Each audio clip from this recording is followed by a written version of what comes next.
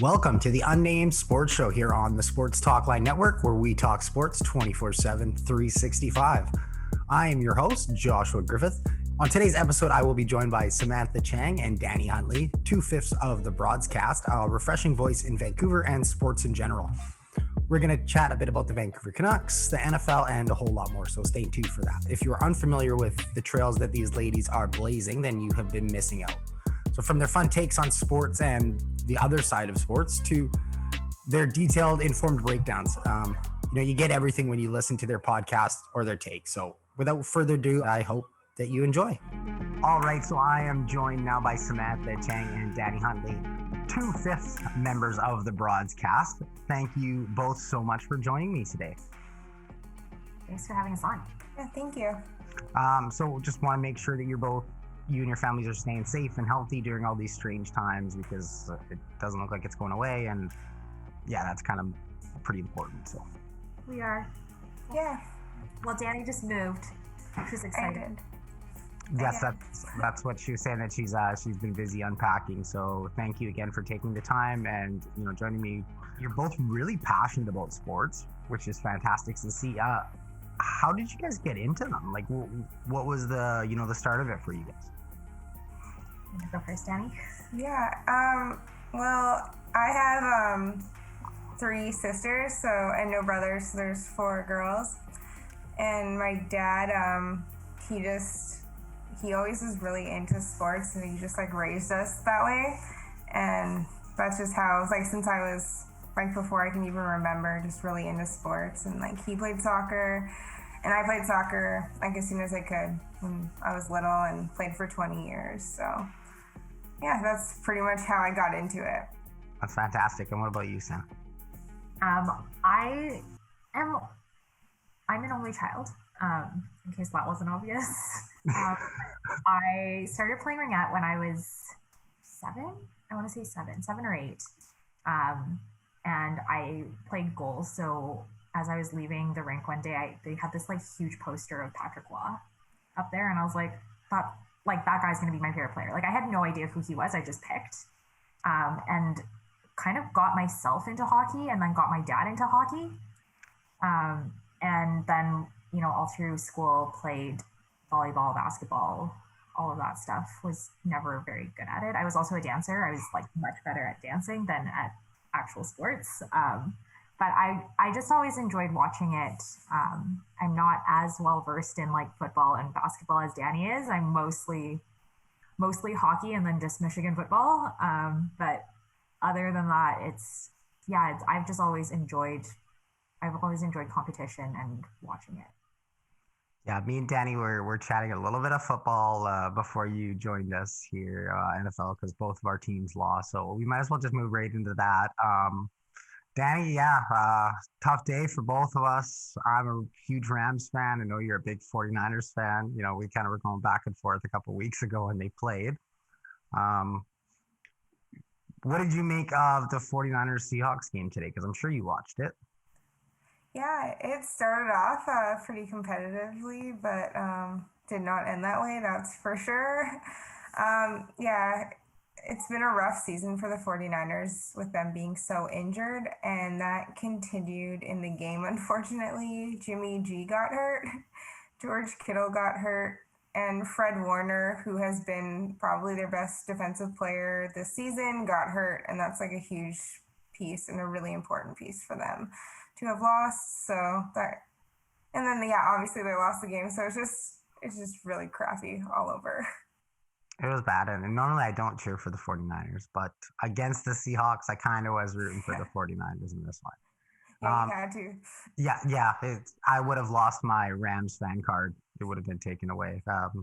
We figured it out in the morning. We're like, okay, who are we supposed to be cheering for? Okay, that's who we're cheering for today. Sam, are you NFL at all? You kind of said you're not into it, but you seem to be a big sports fan.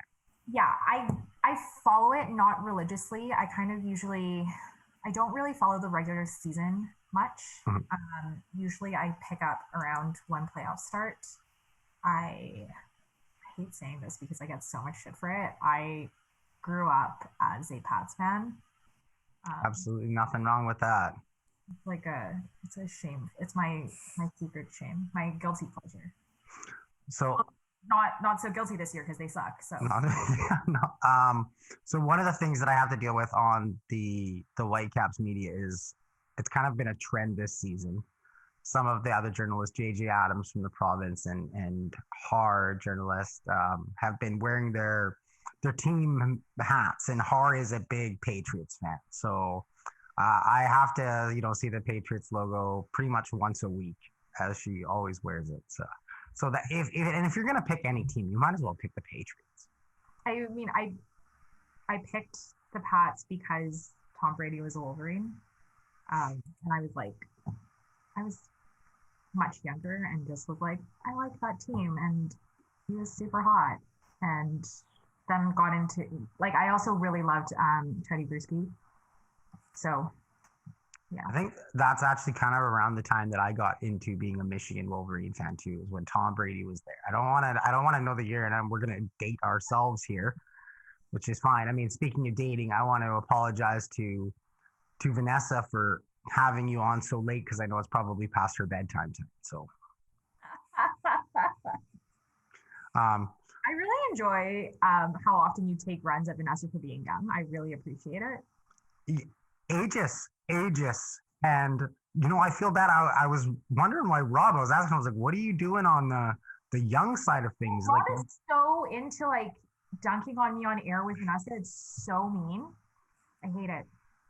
I think that he just wants to be really young and just forgets that he's old. I think because maybe you're older than me. Come on. His foray into drywall and, kind of being a little bit sore. I think maybe realized, okay, maybe I am old. So maybe he can be on team, older, wiser. That's the one I like to call. Vanessa, not me. What's going on here? Yeah. A little bit off topic, but I figured that we would do that tonight. So I'm not too worried. Let's move things into a topic, Sam, that I know you're big into, is the Vancouver Canucks. And they had an interesting offseason. What did you make of their moves? Nate Schmidt, Braden Holtby, re-signing Jake Virtanen, the whole Calgary Canucks? I thought it was an interesting offseason. I think that's the right way to describe it. I think a lot of the moves were the right moves for making sure that they have cap space next year and for revamping their top four on their defense.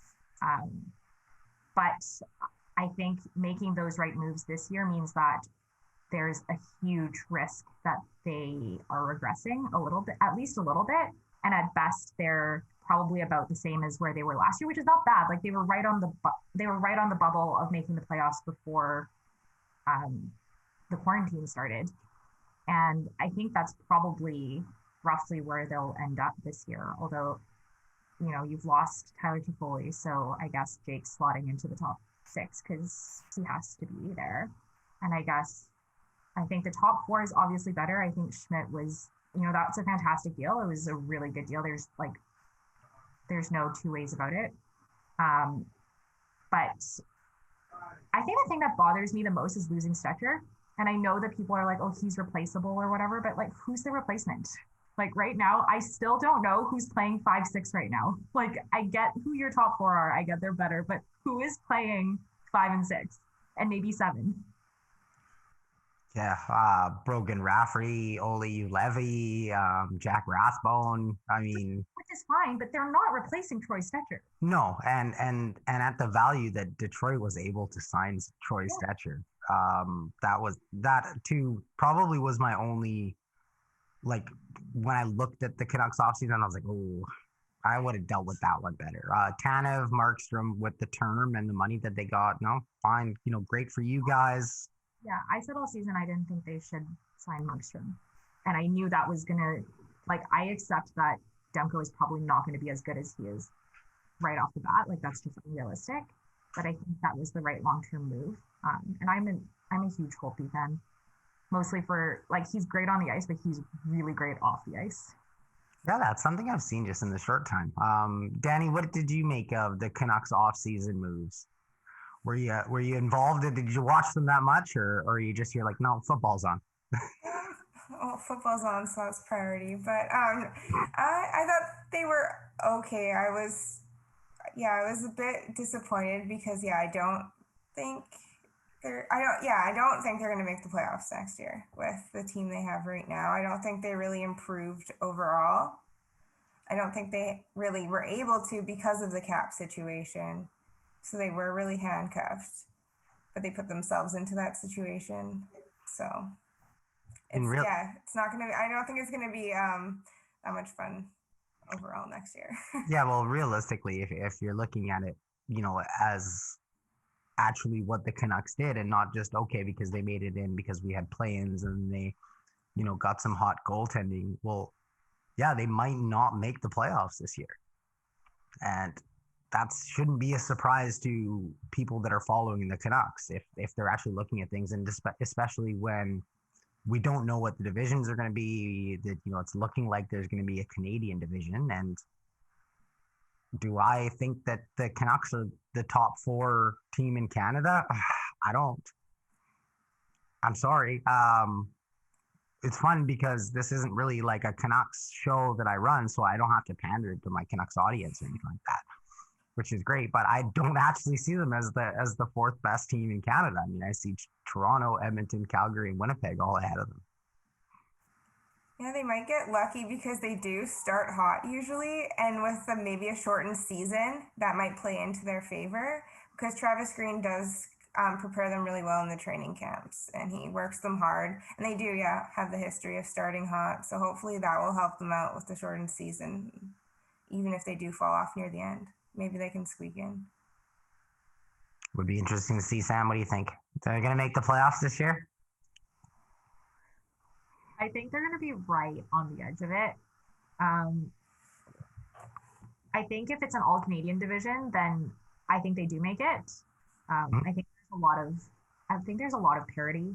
I think a lot of the teams have gotten better. Obviously, Calgary's gotten better for the next 2 years maybe, and then I think they'll have the precipitous drop-off.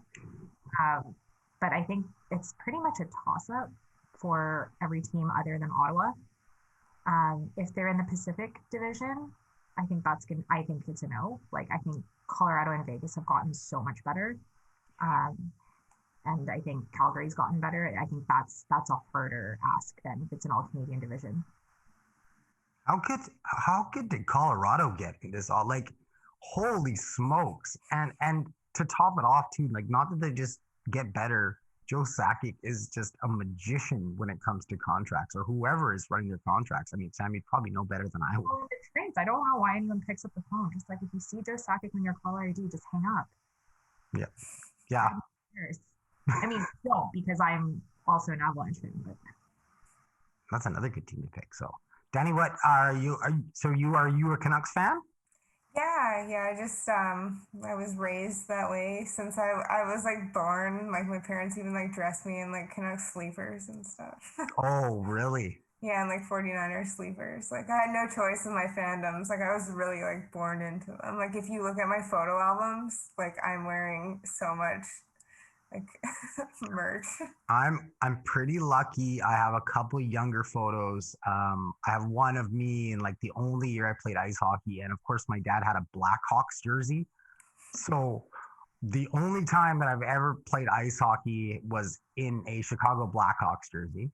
So that was fun. And I don't think he's a huge Leafs fan, but I don't think he dressed me up in any Leafs garb when I was a kid. So, and if he did, I haven't seen any of the pictures, thankfully. That's funny. There's some pictures of me in Chiefs gear when Joe Montana got traded to the Chiefs, because I guess my dad really felt a way about it. Like, I'm okay, wearing he's like like, Chiefs hat instead of jackets all of a sudden. Well, I have some friends who, like, in high school, we all picked kind of like, we branched out. We picked different teams based on, what we all did and our fascinations with football. And there was one guy who he was a Peyton Manning fan. So it was just, he was a Colts fan, and then he was a Broncos fan, and then he wasn't a football fan. I think he went back to the Colts. that makes sense. So I guess we'll move along here. Kind of talked about a little bit of hockey, a little bit of football, and I kind of want to talk about the Broadscast. So I have been absolutely enjoying it. I've been enjoying all your takes about sports, and I have been enjoying some of the other aspects that I didn't really think that I would enjoy when I first started listening to it. Because I was like, I used to enjoy The Bachelorette for a couple seasons with Hannah. I think Hannah, is that the one, the Roll Tide girl? Yeah. Yeah, I watched a couple seasons. I was dating a girl and she enjoyed it as well. But I didn't think that I was going to kind of be as responsive to some of the topics that you were talking about on the podcast as I thought. So, if you could just give me, kind of what the idea was behind starting that and the inspiration, I guess. Yeah, we just started it through a Twitter, a DM group chat. We just actually started it because of The Bachelor, and we obviously met through Canucks Twitter, and we were just chit chatting and thought that at the time there was a need for an all women's some sort of like podcast or blog, I believe what Sam suggested, and we thought a podcast would be good for the market, and we just thought, what the hell, let's do it. Somebody's popular over there. The Whitecaps game's over. I know, I saw that. That's why I scheduled the best thing for my day at the end of my day, so I could kind of make reprimands of the two sports games that were terrible. So Sam, I mean, what was for you? What was it? Yeah, I think like Dani said, it kind of came together around when the Brandon Leipzig text got leaked. We were just talking about how we were unsatisfied with how it was being talked about kind of in mainstream media and in a lot of the other podcasts, mostly because they're very male-centered, which is totally fine, and that's a different perspective, but there wasn't a lot of representation of, I think, women sports fans' views about that topic. And then obviously, I think we all have pretty aggressive Twitter feeds. And around that time, we were talking about doing a blog, and I think the holdup was Dani's obviously a great writer, but the rest of us were like, ooh, writing seems like a lot more work than starting a podcast. So we were already kind of talking about what we could do, and then people started kind of tweeting at us, not us together, but just at each of us at different times. We would get tweets that were like, hey, like you should start a women's podcast. And we were kind of like, oh, we're already talking about it, but we didn't want people to know because we didn't want to commit to something that we weren't going to do. But it kind of all came together. There's like freaking out. Together really quickly, kind of right around play-ins, and we were just like, look, we're going to do this or not, and I think this is the right time to do it. So we kind of said we would do it one day. We were kicking around names. We landed on Broadscast after like six or seven other pretty good contenders, and then we were still talking about it, and then Vanessa made the first teaser video that was the announcement. And I think this all happened over like a span of like 6 hours. And then she tweeted and we're like, I guess we're doing this because we said we were going to.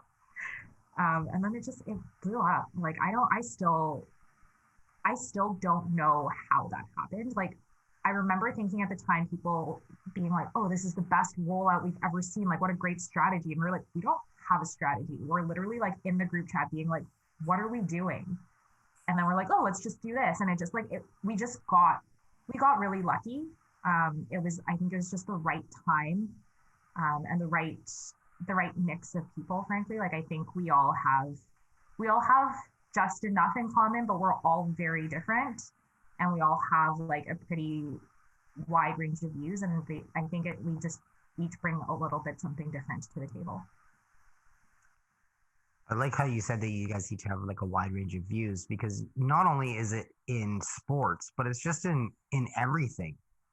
Like, I can't think of any specific example just off the top of my head, but, just when it comes to sports too, like, you're each one of you will say something and the other one will just completely disagree with you, and it's not like it's a podcast of everyone saying the exact same thing and preaching it. And so, that's why I really like that about that. And two, another thing, I'm really glad that you chose to start it, because I'm sure that you've noticed, but the influx of really talented female writers and sportscasters or vloggers or anything are kind of going, wait a second, I don't need anything but this platform, this computer right here to get my message out if I want to do what I want to do and if I'm knowledgeable about it. And it's just been fantastic to see the inspiration that the Broadscast has really sparked.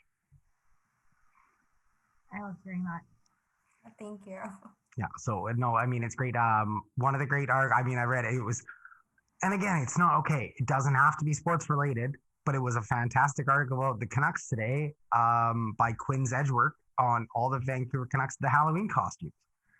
And I had so much fun reading that, with just so much of the crap that goes on Canucks Twitter and social media in general. It was just nice to see just a really well-researched, because you can say, oh, well, you're just, doing stuff on Instagram. No, I mean, I'm sorry, but I was able to find out about David Milinkovic and him being back in Vancouver because I did a little bit of work on Instagram and on social media. It's something that, we have to do now as media members. It's not old school where you just kind of phone them up and take your pad of paper and go into the dressing room. So, it was really good to see. And on that, what was your favorite Canucks Halloween costume? Dani, I'll start with you.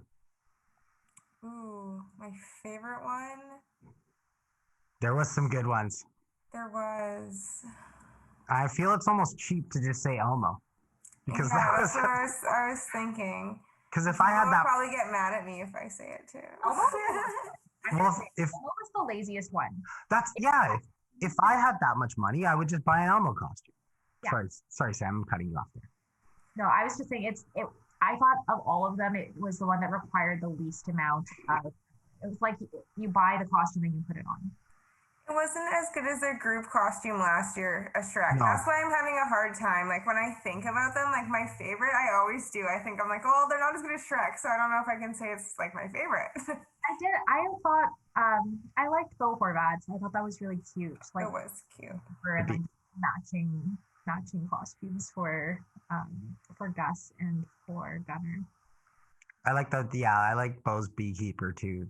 It just had, I don't know if anybody saw, but it had the little details of fake bees on it, and then the just with Holly and having the basket, and it was just it was a cute little group thing. Like, I like those when people decide they're like, okay, let's get in a big group.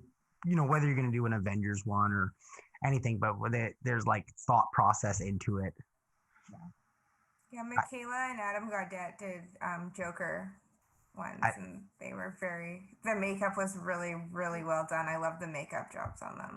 I like the makeup jobs on those ones, but it's the Joker. I mean, I went as that Joker like 8 years ago for Halloween.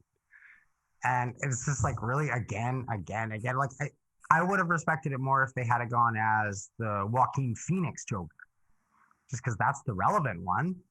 Or the cartoon, the Harley Quinn TV show from the Harley Quinn. Yeah. That would have been better, but I'm not great at Halloween. It's like my least favorite holiday, and I've always hated thinking of costumes, so I don't begrudge anyone their laziness or whatever. I'm just blown away by people who are like super talented, like Lawson Krause on the Arizona Coyotes. His girlfriend Claire is on Instagram, and she posted like photos from their last 4 Halloweens. Mm-hmm. And I hadn't realized this before, but she was hand making their costumes. Like, he dressed up as the Grinch last year, and she had these photos of how she designed and like made the mask. Oh, and I was like, sweet. That I could not do that. I'm like artistically challenged. It was like super cool. I give bonus points for those ones that they're doing it more themselves. Like, I don't know, did Adam Gaudette and his girlfriend really do their own makeup? I don't know. It was whoever did a great job. Whoever did a great job. yeah, again, it's like the laziness factor, and so Halloween's over now. And we're moving into the next month, and I guess I don't know where I was going with it. That was a terrible transition. That was a terrible transition. All of us. Yeah. So yeah. Whitecaps lost. Anybody who knows, I cover the Whitecaps, so that's gonna be the last game next Sunday. Kind of got myself off here. Oh, I got notes, so I'm gonna switch back over to those. I don't normally like to use my notes. I like to just have things free flow, but when I screw up as bad as I just did, maybe it's back on my notes. You had a great recovery. Oh, thank you. I'm not too worried because considering like some of my first episodes when I first started, I was literally my transitions were. And now the next question. It's a lot harder than people think it is. Like it's a very unnatural thing. I'm nervous every single time I do it. When it is just say having, guests on, chatting with people that, I interact with on Twitter, having big name guests on, or even just doing the Whitecaps, post game medias or pre-game medias, I am super nervous going into it. I have to, I've luckily got some nice meditation things that I can do kind of beforehand to just get myself relaxed for it, but it's an uncomfortable, nervous thing, and luckily I'm going more to pre-recorded stuff now because my producer would rather have to edit it after, lazy bugger Lee. But yeah, like especially during the live shows, like some of the times I just fumbled. I think one time I was waiting for JD Burke to join me, and ended up having JJ Adams come on before him, and then JD didn't know we were live, so he dropped an F-bomb, and that's amazing. Yeah, it was, and of course my first F-bomb went to JD. That's the right person. It was, and then but he redeemed himself because we talked Star Wars for like 20 minutes. So, found out where I was going to go with everything as I was talking about the Broadscast and the amazing podcast that you do and the great guests. And I kind of want to just talk about other podcasts and other shows and other people's perspectives if you had a moment on that. Sure. So recently, obviously, there was a issue with our great Elias Pettersson going on a unnamed podcast. I will not be mentioning it on my show. I'm not going to give them that garbage anytime. But he was on it, and there was some backlash. Obviously, people were upset. Dani, you had a hilarious. I agree. It was hilarious. Like, I think people take that way too seriously. Like, people think I'm like really emotional about it, and like when I said it, I wasn't like, I had a smirk. Like you think of like the girl with like the fire, like the house on fire and like that. That's kind of like, I knew there would be like a lot of like people upset. And like, I knew like, obviously when I say that. Yeah. So I woke up that morning and I rolled over, grabbed my phone and checked it. And I was like, oh, what's going on here? There seems to be some interesting activity this morning on Canucks Twitter for a random, I forget what day it was. I think it was Thursday. Was that Wednesday morning? Oh man, Wednesday because we record on Wednesdays. Yeah. Okay. So yeah, I saw your tweet. I had just a good laugh about it, and I got to the bottom of what your tweet was about, and again had a good laugh about it. Went to bed went back to bed very frustrated. Woke up and just kind of saw backlash to your tweet, to everything that was happening, and some funny things about you and the Broadscast trying to cancel Pettersson. How did that go? Did you guys end up getting him canceled? No. If I had the power to cancel hockey players, like people were telling me I was trying to cancel Petey and we were, like Louis Eriksson would no longer be a Canuck. I would have canceled Chai and Dust. Like, yeah, like. If I could cancel people, oh boy. I didn't know that was a thing, that you could cancel someone. So that was interesting to find out. And then two, another thing that I thought was really interesting was that people thought that your opinion was any of their kind of business, or that they had to like retort about anything other than their opinions about it. Like I think I said this to Sam, or maybe to both of you, but it's okay if you like a certain podcast or want to listen to it. No one's going to judge you for that or anything like that.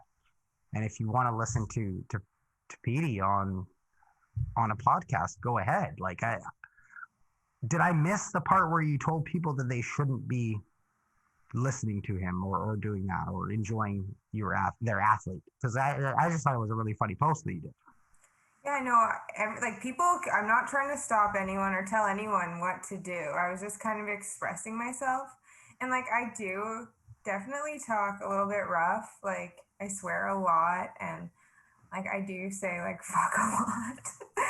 And like, so I knew, because a lot of people, like it kind of turned into like the next day people were upset about my vulgar language, and people were telling me it was unbecoming of me to use such words and things like that. So you know what I actually ended up doing was I just started searching things like fuck Tyler Myers. And you would be so shocked about how many. Like you could scroll for like hours at people saying fuck Tyler Myers, fuck Louis Erickson, Jim Benning. So it's just kind of funny to me that like people are demanding an apology for the vulgar language part. Like I ran a few of those searches, and like there were definitely people who were giving Dani a hard time about saying that, who had said that about other players, which I thought was pretty funny. I also think it's hilarious for people to be upset about her using the F-bomb as vulgar language, considering some of the stories that get told on that podcast. Like, listen, I used to listen to the podcast like up until a while ago, when one of the really thoroughly reported stories about the media platform that it's on came out, and I talked to a couple of people who had been targeted and harassed, and I was like, I enjoyed the podcast actually. Like sometimes we consume misogynistic things all the time. You just make your choices because otherwise you won't be able to watch anything. I used to just like skip through the stories, but like there were stories on that podcast about like sexual escapades involving feces. So if you're going to complain about vulgarity, like maybe pick your battles. Like that doesn't make any sense to me. Yeah, I thought it was weird. Just one side of the, I guess, because it seemed to be split with the I don't know. I guess there's names for everything now. I don't know. Do fans of the Broadscast have a name, or do us fans have names yet? Can we be Broadies? Can I coin that? Broadies? Does that work? It really rolls off the tongue. I don't know. Maybe I have to give this a little more thought. Okay. Well, let me know, because I will sign up and I will be a number one Broadies or Broady or whatever you decide to call them. And it seemed to be like two-sided, and it was curious, as so many people were deciding not to read things. I saw, there was a nice article about Pedersen and Bobby Orr. I was going to say Jack Nicholson, but I think he was mentioned in the article too. But Pedersen and Bobby Orr, just like when, athletes disappoint. And so many people were getting upset at the article and saying, oh, well, that's not the same thing. You're comparing Bobby Orr and you're comparing Pedersen. It's like, well, did you read the article? Because never once did they say that they were the same thing. And it's just so frustrating that people don't want to have a conversation about things and try and learn and get informed. I actually thought that was a really interesting piece, because one of the points in it that Daniel Wagner made that I really enjoyed was that part of the reason people had such a visceral reaction to it is that we all, whether you rationally know like you shouldn't put these people on a pedestal because you don't know them, they're just athletes. We do. And people form emotional attachments to them. And so you start to identify with the people that you look up to. And I think if people took a step back and actually read his article and thought about that, and like thought about why they were getting so mad at Dani when she hadn't tagged him. She wasn't saying that directly to him. She wasn't saying that people who listen were bad. She wasn't saying anything about it one way or the other than how she felt in the moment. And it's just interesting to me how invested people get in someone they don't know when it doesn't make a difference to your day-to-day life. And I've gotten pushback on that because people are like, well, you get upset about these things all the time. I'm like, okay, but I guess the way I see it is the issues that I'm upset about are things that end up directly affecting my consumption of sports. And like, I would love to listen to that episode. I would love to be able to hear those stories, but I can't listen to that without giving clicks and my listens to a platform that actively harasses women. And I can't, I can no longer do that. I did that for a long time, and it's totally fine if other women make that choice, but I don't. And for some reason that really upsets people. Yeah, I'm not going to tell people what to do. And if I see a tweet I don't like, I'm certainly not going to harass the person. I had an coworker actually call my line at work because he saw my Pedersen tweet, and he harassed me, and he unfollowed me. He's a private account, so I blocked him. I'm probably going to blast him actually tomorrow.